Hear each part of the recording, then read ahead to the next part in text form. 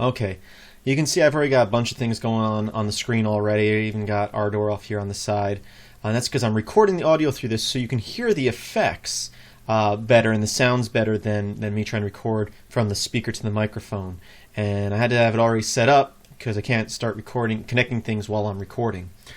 But this is a tutorial to answer a question a viewer had for me, and that was, how can you do real-time effects to something like a microphone input or a guitar input or any instrument?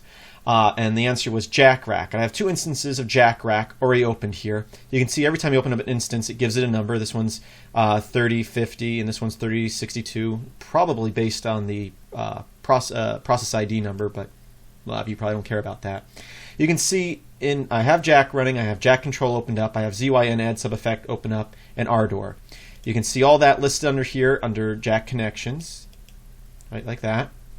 And you can see how things are connected. Now think of this as a musical switchboard, and you're connecting things, and these are your wires you're connecting with. And I'm going to try to walk you through this.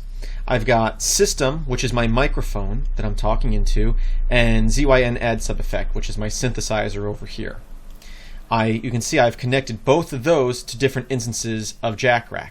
JackRack 3050 is coming from my microphone, which is me talking, and ZYN Add Sub Effect is going to JackRack 3062. Then you can also see that I have JackRack 3050 going to Ardor as well as JackRack 3062, which is what I'm recording on. 3050 is this one right here. You can see me talking, and 3062, which is going to be coming from ZYN Add Sub Effect, is going to this track here. I'm going to open up my virtual keyboard, and as you can see as I play, it is recording the audio to here. No effects added yet though. I'm grabbing this one, 3050 says right there, which we know is my microphone is connected to.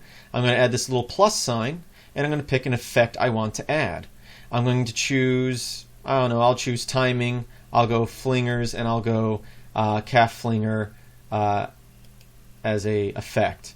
Now, I still sound like I normally do, but if I turn the effect on, you should hear the effect of me talking is now different depending on how I manipulate these modules. I can turn these up and down in real time, and that is how I am adding effects to my voice in real time.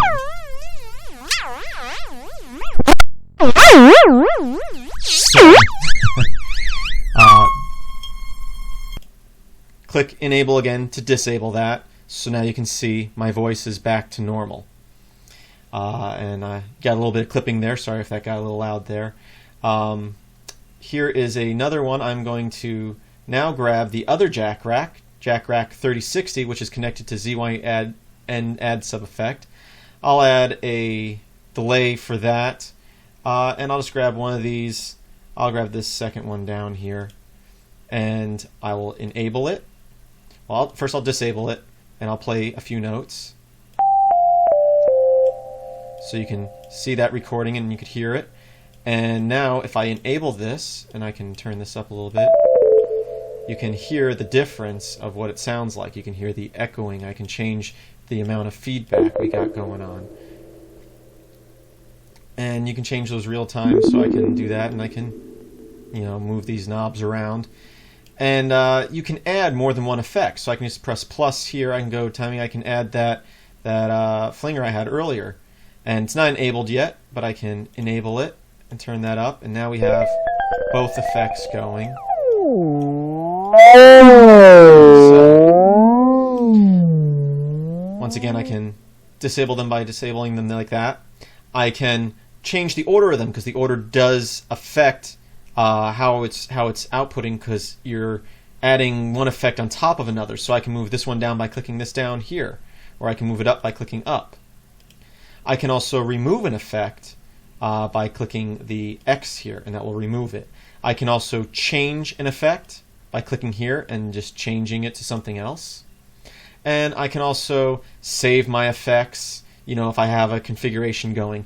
Now do be careful. More effects you have, the greater strain on the processor you're going to have, so you may get some lag and some weird effects, and it may crash if you put too many effects, and some effects just are system hungry to begin with, so some effects just drain a lot from the system.